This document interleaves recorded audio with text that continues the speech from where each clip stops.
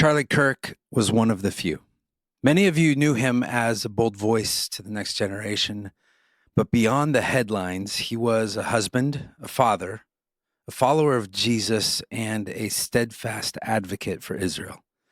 And we were devastated to see his life taken this week during a campus event in Utah.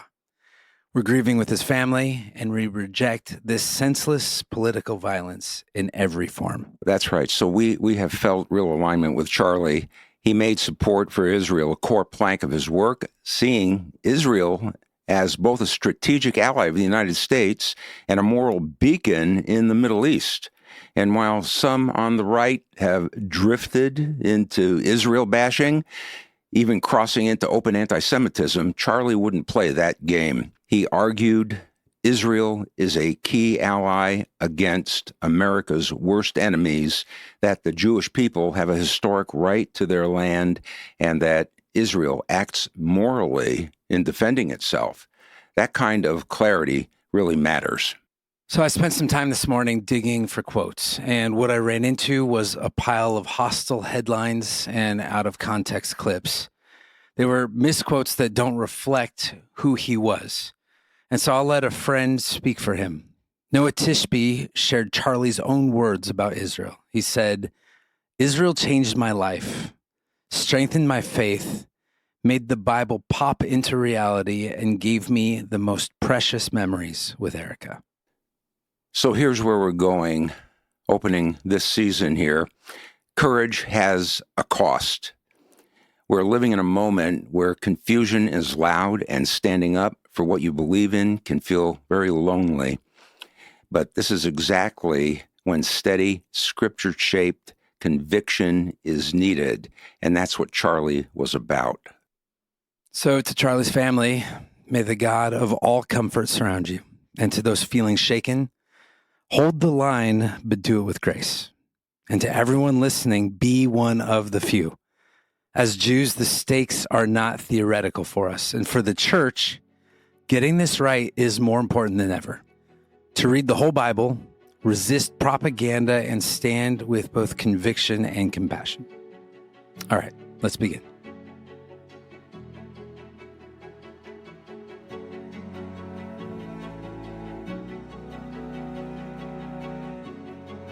And when we talk about theological drift, what we're really talking about is replacement theology.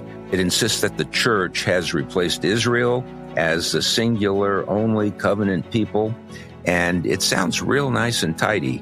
You know, when you think about it and you talk about it, it often sounds really compassionate. You know, because here now we're giving place for this new entity, the church, that has come along and has really taken the place of Israel. And the problem is it's built on passages that are taken out of context.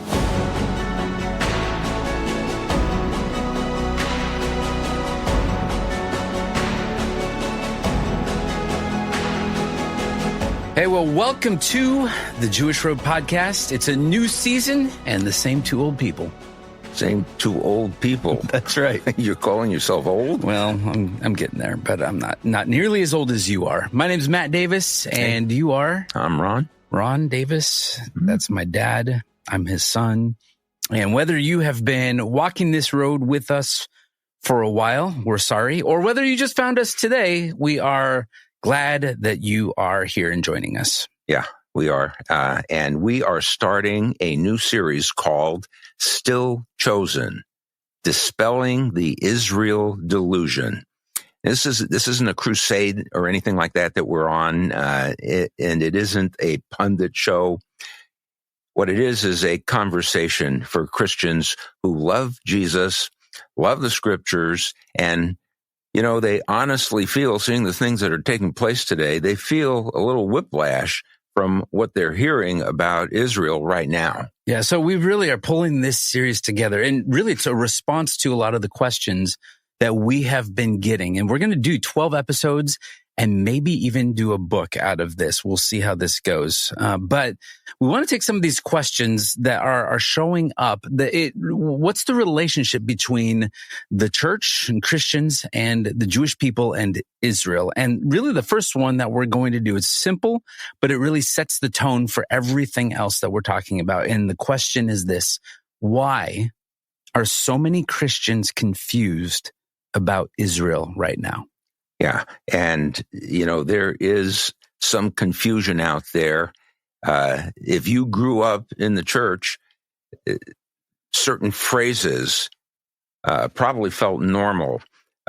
Things like Israel, that is to say, the Jewish people are God's chosen people, right? Or pray for the peace of Jerusalem, or God gave the land to Abraham's descendants. All of that stuff has a familiar ring to it. Yeah. I mean, if you watched, unfortunately, the episode with Tucker Carlson and Ted Cruz, that was one of those things, right? We stand with Israel, and Tucker says, well, where do you get that from? He's all, it's in the Bible somewhere, but he doesn't really know, right? So even if you can't footnote every verse, there's something in your spirit that said, yes, that's in the Bible. But lately, it might feel like the ground is moving underneath your feet. Yeah, and that's one of the problems, because the headlines are changing every day. Social media is just blaring out there. It's loud. Some Christian leaders, good ones, in fact, are saying the church is the new Israel. Can you believe it? Yeah, I can. The church is the new Israel.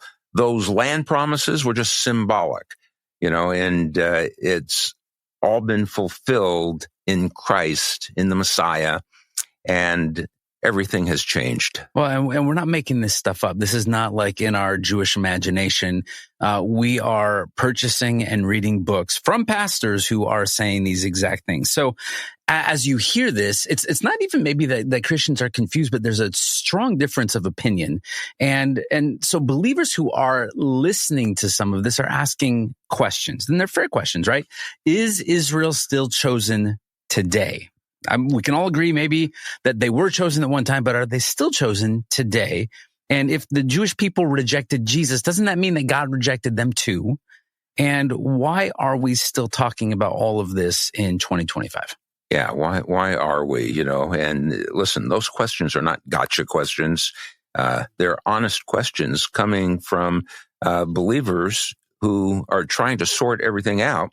And look, God isn't allergic to honest questions. That's right. It's okay. Yeah.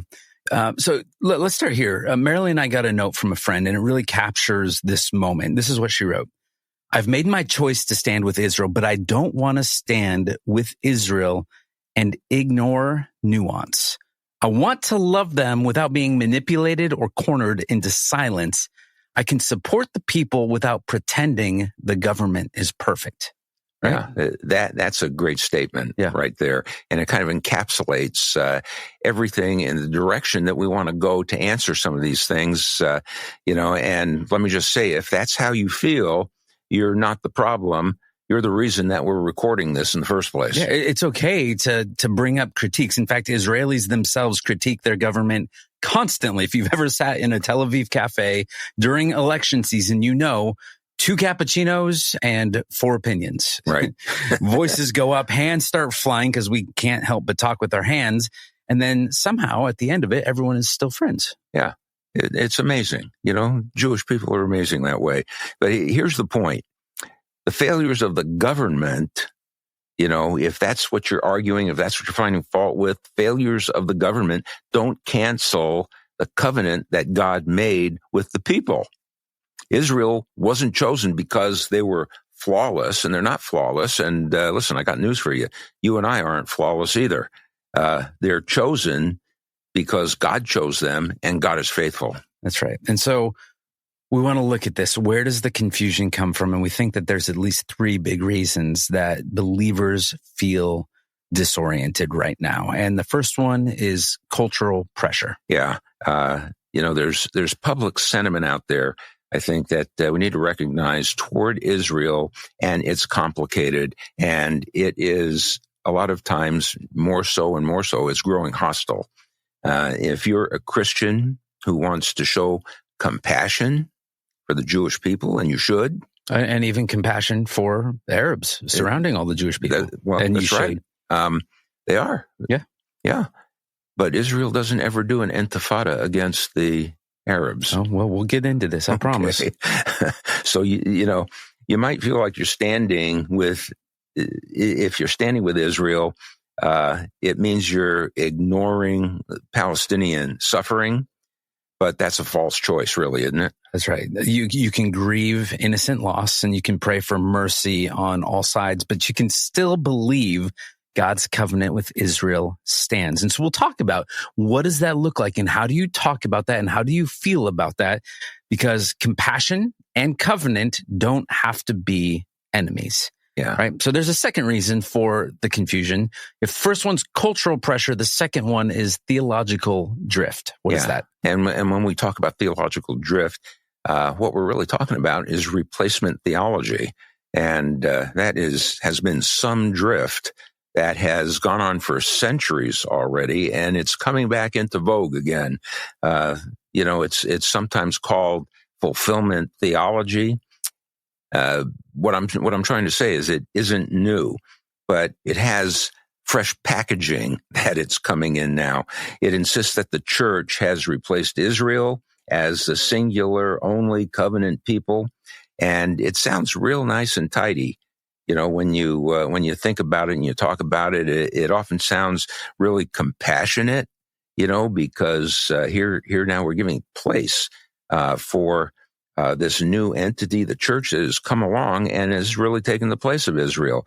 And the problem is it's built on passages that are taken out of context. And we will, over the course of this series, go through some of those passages, explain, and not build straw men, but steel men to be able to say, here's the best of the arguments and be able to take those apart. And to be fair, we want to make sure that you understand that some of the people who are saying it, we believe that they love Jesus and they love the Bible. And that's the hard part. That's why it's actually convincing. But convincing does not equal correct. So there's a cultural pressure that has shown up. There's theological drift. And really the last thing that we see for this confusion is silence from the church. Yeah. And, every time I think of that, I think going back to Dietrich Bonhoeffer and how he addressed that. But it was taking place in the 1930s in the church, and there are a lot of pastors, even today, who don't want to touch the topic. It feels like it's political. A lot of them think that it's divisive. So what do we get out of it? We get silence. And silence is, quickly filled. If there's no noise going on there, it's filled by TikTok theologians, or viral threads. Or YouTube certainty. And so, it's just, you're not going to have any empty space. It's going to get filled with something. And if you're not taking it in the right direction, it's going to get filled with stuff that is not really true. I'm impressed with the TikTok reference. Are you a big TikTok fan? No, I just hear about it out there. I have never done TikTok. I've never done TikTok. That's great. In fact, I got an electric clock because the old one went TikTok. Oh, man. All right. So, when we take all of this confusion, the result is that we have thoughtful Christians that really are left sorting it out alone with the Bible in one hand and 1,000 hot takes in the other. And so we want to bring this up, and, you don't have to like us. You can just at least hear our opinion, what we think about it. But we're going to be asking some of these questions, and asking questions is a very Jewish thing. Oh, yeah. We hardly ever answer a question with an answer. We usually answer a question with a question. Yeah, why not? Paul did it all throughout his book of Romans, so... that's one thing about us Jews. We ask a lot of questions. So sometimes we answer the question with a question, and every once in a while we'll answer it with an answer. Every once in a while. But, it's baked into our identity, right? Yeah. Questioning it's just a part of who we are. Israel means, the name Israel, Jacob was changed to Israel. It means one who wrestles with God. takes us all the way back to Genesis chapter 32. We're not here, doing this right now to crush questions. We're here to wrestle with them, right? We want to be humble about it. We want to do it together. We want to do it with our Bibles open and really looking at what the truth is that we need to address. So, instead of giving you a stack of conclusions, this series is really built around the exact questions that people are asking. We're not pulling this just from headlines. We're pulling it from our inboxes and our text messages of people who are taking screenshots and sending in, what do we say about this? And what do you think about that? And so if we can sit at the table, pour some coffee, and just honestly work through each one of these, maybe we will get somewhere solid. But we really believe that this conversation matters. And it's not because we're trying to protect ourselves as Jews. We think that there's benefit for Christians in this, but it tells us something. Yeah. And it isn't all about Israel. It isn't all about the Jewish people, although they are central to the whole discussion. But really, the one who is really central to the discussion, it's about God and his character. Yeah. Essentially, you have to have this in mind, that God made a promise and God keeps his promise. And the fancier theological word for promise is this word covenant. And we'll dig into it. But if God can break his covenant or his promise with Israel, then why would you trust his promise or his covenant with you? Yeah. If his promises with Abraham just kind of quietly expired at the end of that age, and as we come into the new age, that's exactly right. How can you trust his promises? Yep. Well, it's really about whether God keeps his word. It's about whether scripture is one unified story or two disconnected volumes that were just bound together or stapled together. And so if you know us at the Jewish Road, we believe that this is a 2-act play, but it's all part of the same. You bought one set of tickets to get into this 2-act play, and we read the Old Testament and the New Testament together as one story, or what we call the Tanakh, or the Hebrew Scriptures and the New Covenant. And so it all comes together as one. And so we want to go into this, and we have to give just a little bit of a warning going into this. Yeah. And we get that warning from the Apostle Paul. He warns Gentile believers about how we handle all of this. And he does so in Romans 11:25. Let me just read that for you. It says, "Lest you be wise in your own sight, I do not want you to be unaware of this mystery, brothers. A partial hardening has come upon Israel until the fullness of the Gentiles has come in." That word "until" makes it temporary. It doesn't make it permanent. In other words, church, don't get arrogant. Don't assume God has moved on. Like it says in this passage, it says the hardening is partial and the hardening is temporary. It means that God is not finished. Right. If you look just a few verses earlier in chapter 11 and verse 18, Paul adds this. He says, "Do not be arrogant toward the branches. It is not you who support the root, but the root that supports you." In other words, he is speaking here to the new Gentile believers, and the Jewish believers he is referring to are the branches here. They're the natural branches. And the most important thing to consider in all of this from both sides is humility is not optional. It's really important. So if you think about branches, I want you to just think about this story. Picture this. There's a dad who promises his kid. He says, "Hey, this summer we're building a tree house." And so he buys the lumber, he draws out the plans, he blocks his Saturdays. And about halfway through the project, the kid gets distracted and forgets to bring the hammer. Maybe even stomps off when the screws get all stripped out, right? Yeah. I've met that kid. Yeah. In fact, I think I was that kid. Yeah, probably. The dad doesn't look at the kid and say, "Well, you blew it. Promise is canceled. No tree house." Of course not. The dad's word doesn't depend on the kid's perfect cooperation. If you ever depend on your kid for cooperation perfectly, you're in big trouble. Big trouble, right? So the dad makes the promise and he's going to see it through because he loves his kid. Yeah. And you know what that is?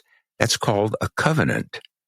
And if we put that over and look at it from a God perspective, God promised to make Israel a people, to give them a land, to bless all of the families of the earth through them. Even when Israel got distracted and they became disobedient, God didn't pack up his tools and walk away. He keeps building because his promises rest on his faithfulness, not their perfection. Right. So what you're going to hear as we go through this is you're going to hear passages from both sides of the Bible, the Old Testament and the New Testament. And some people are going to say, well, the old one, like all those promises are kaput, they're defunct. And so why are we going to bring the Old Testament up in this conversation? It's a good question because the New Testament doesn't cancel the old, it fulfills it. The Old Testament has been talking about what's going to happen. And then you see the New Testament comes up. And if you miss the connection between it, you're going to be lost, right? So you have to think of the Bible like a photo album. If you rip out the first half, you won't recognize the faces in the back half, right? You're not going to see the baby pictures up front and then see them as teenagers. You're going to say, well, who are these people and why did they show up in the story? You'll see Jesus, but you'll miss why his genealogy matters. You'll miss why Jerusalem matters. You'll miss why the covenants matter. Yeah. I mean, that is true. You know, and a quick preview of the next episode. We'll go deeper then, but listen to how God speaks about his promise across all of these generations that we're talking about. In Genesis chapter 12 and in verses 2 and 3, God says, I will make of you, he's speaking to Abraham, or Abram at the time, I will make of you a great nation. I will bless those who bless you, and in you all the families of the earth shall be blessed. In Genesis 15 and verse 18, on that day, the Lord made a covenant with Abram. To your offspring, he said, I give this land. And then we come to Genesis 17, beginning verse 7, and God says, I will establish my covenant for an everlasting covenant. Mark those words, an everlasting covenant. And I will give all the land of Canaan, again, for an everlasting possession. Yeah, that word everlasting is going to matter a lot. And we will unpack that in the next episode. Yeah. And you know, I want you to hear how the psalmist summarizes this as well. Right. It's not just in Genesis. It's not just Genesis. It's really all throughout the scriptures.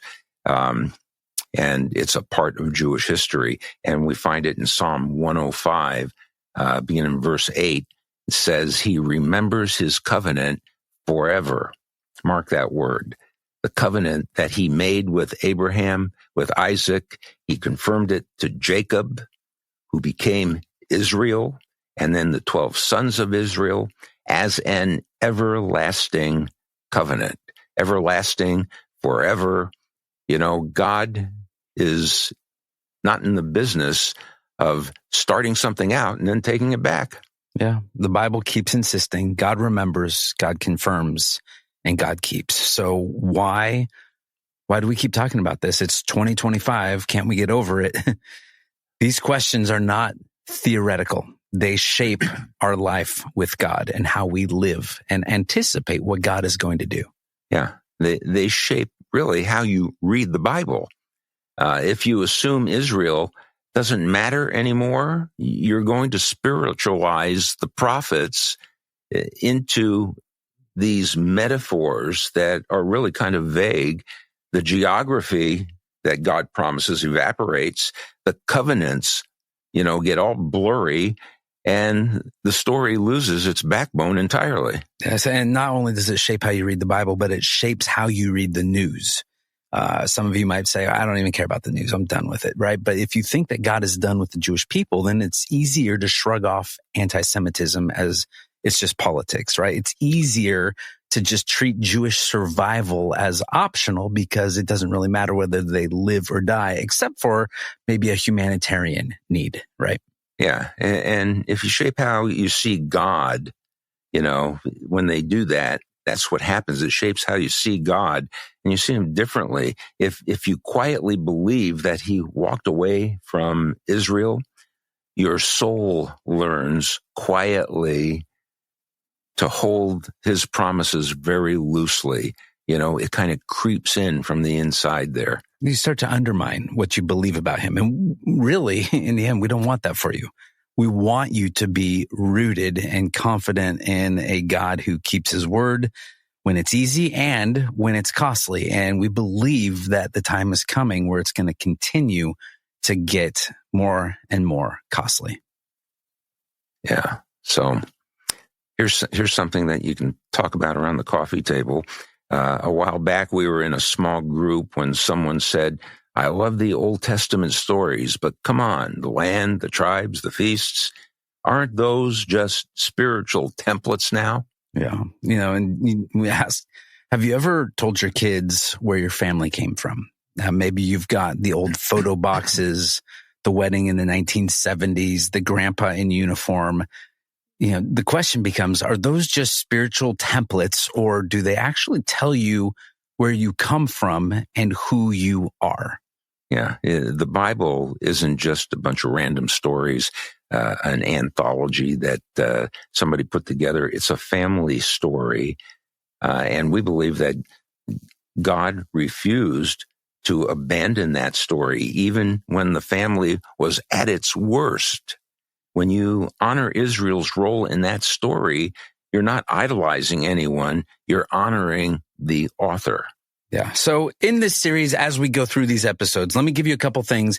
Here's what this series will and what it won't do. All right. So this is what we won't do. We won't pretend that any government is above critique. We don't believe that about ours. We don't believe that about the Israeli government. We also will not baptize bad policy, and we will not turn the Bible into some flag that we're waving around. Right. Yeah. But there are also things that we will do. And some of the things that we will do is we will walk through the actual texts, those texts that I just alluded to earlier, Genesis 12, 15, 17. We'll go through Romans 9, 10, and 11. We'll go through Galatians 3, one of my favorites, and Ephesians chapter 2. We will bring stories and analogies that make the theology that's behind all of this actually stick. And, we'll try to keep the tone humble. But, we are Jewish. You said try. We're not shouting from a mountain. We're inviting you to the table here. Yeah. And really, as we were riding through this and kind of figuring out what do we want to talk about, how do we want to do this, we had to say, we want to be able to sit across the table from you. This is what we would say if we said, let's get together for the next couple months and walk through, right? So if you're looking here for a fight, you're going to be disappointed. But we think that if you're looking for clarity on this, that hopefully this will help make theology make sense and want you to be able to breathe a bit easier. And what we want to also do, it baked into this conversation, in the Psalms, there is this word that shows up every once in a while. The word is Selah. Selah. Yeah. And it means to just pause and take a breath. You read something, don't get on to the next words, just kind of breathe it in, right? And so before we get into this and kind of outline the season, what would be kind of that moment to be able to breathe in and pause? Yeah, well, I believe that when you think about Israel, do you feel more pressure from the culture, given the things that have been taking place over the last couple of years, especially? Do you feel pressure, or do you feel confidence from the Scripture? And another, question or thought to ponder in your mind: if God's promises to Israel were reinterpreted, Do you feel more secure if that is the case about his promises to you, or less? Yeah. So no shame, just honesty. And we're going to go through all of this, and we are all learning. So here's where we are going. We have a bit of a season roadmap, and we want to just, if you're wondering, what are we going to talk about over the next season of episodes? And by the way, this is season 8. We've been at this something like 140 something episodes. I think 146 is this number. No wonder right I'm losing my voice. There you go.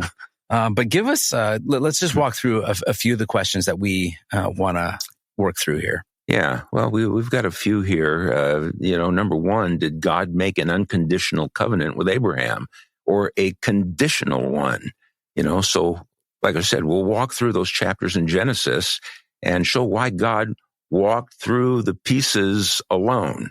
The pieces okay? of You don't know what? what the pieces are yet, but we're going to get there. That's a hard tease for the next episode. I like that. Yeah, Good. you like that? Here's another question. Isn't it all fulfilled in Christ, right? What does Galatians 3 say, or maybe what it doesn't say, right? We want to work through this idea that inclusion is not replacement. Heirs with Abraham doesn't mean erasing Abraham's family. Yeah. And another question is that comes up. Did Paul redefine Israel when he said, not all Israel is Israel in Romans chapter 9 and verse 6? What is he saying there? I think that what we'll get at is that there is a remnant within Israel versus replacing Israel. Yeah. Or has God rejected his people? What all Israel will be saved means. That's obviously from Romans chapter 11. We'll look at stuff like the partial hardening, the olive tree, humility, and future mercy for Israel. What about another question we're going to take on? Well, are there modern Israelis today? Are they really the Israel of the Bible? I think there's a continuity from Jewish history all the way into the time that we're living in today. And we got a people who have come back out of exile with the same language, the same feasts,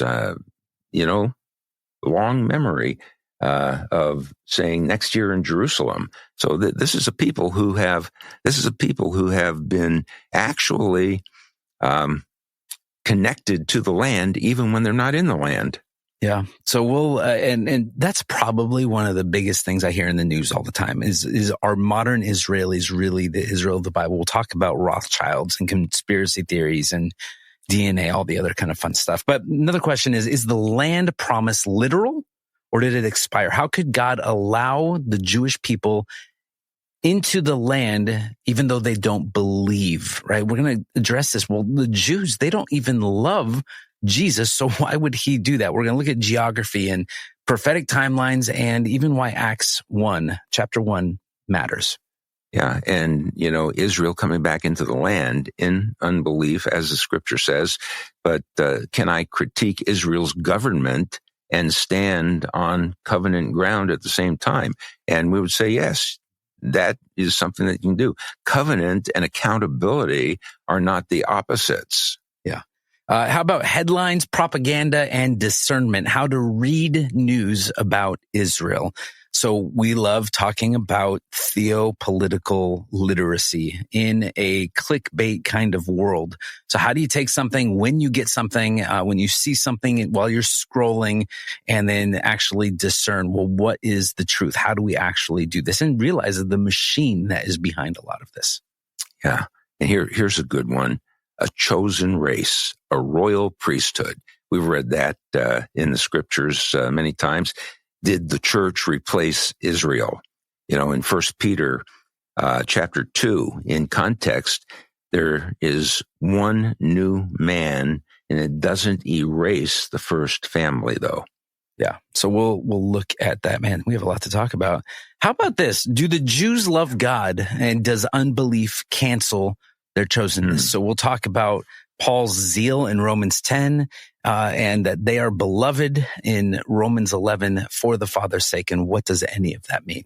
Yeah, and finally, how in the world do we share the gospel with Jewish people? Through the Tanakh, that is the Old Testament, We'll go through that, and we'll walk through a gentle scripture-first approach that honors the storyteller who is God in this situation. So we have a lot to talk about, and we're excited to talk about it. It's going to be a deep dive. So, grab Bibles, grab your notes. And if there's questions that come up along the way, then you can get us. You can send us an email at shalom@thejewishroad.com, and we'll work some of those questions in as we're going. But if you listen to that list and you just exhaled hearing that, then good. You're not crazy asking these questions. It doesn't mean you're anti-Semitic or coming against Israel. We want to be able to help frame the conversation for you. All right? Yeah. So, there's one more picture that we can lay out here before we go. When you think of the church, think of it as a wild branch grafted into a living olive tree. That's Paul's image. The root is the covenant God made with Abraham, Isaac, and Jacob. The natural branches are Israel. The wild branches are the Gentiles who believe in the Messiah. Yeah, and grafting in doesn't mean ripping out the trunk or even relabeling the tree. It means shared life. It's one tree nourished by the same root and awaiting the same king. Right. And so Paul's warning still stands. Don't be arrogant toward the branches. Humility keeps us honest. Gratitude keeps us gentle. Yep. So why are so many Christians confused about Israel right now and the place of the Jewish people right now? Because the pressure is real. The theology all over the place is contested, even in the church, and the silence has been loud. If silence can be loud, it's loud. But we're excited because confusion is not the end of the story and how all of this comes together. Yeah. And if you'll walk with us through these questions, and I know it seems like a lot, but we'll go through it. We'll take it piece by piece, and we'll do it with our Bible in hand. And while we're doing that, I think that you'll discover not just clarity about Israel, but you're going to gain confidence in the God who keeps his word. One of my old professors in seminary, Dr. Bruce Waltke, he said, if you don't know what God is doing with Israel, then you don't know what God is doing in the world. Yeah, that's right. Not the first time you've said that one, huh? Yeah, it's okay. So next time, we're going to start at the root. We're going to go into Genesis, and we're going to answer the question, did God make an unconditional covenant with Abraham, or was it a conditional one? And that one question really sets the foundation for everything else. Yeah. So until then, we say, Am Yisrael Chai, the people of Israel live. Yep. And the God of Israel is a faithful God. So shalom and thank you. Yeah. Shalom, shalom.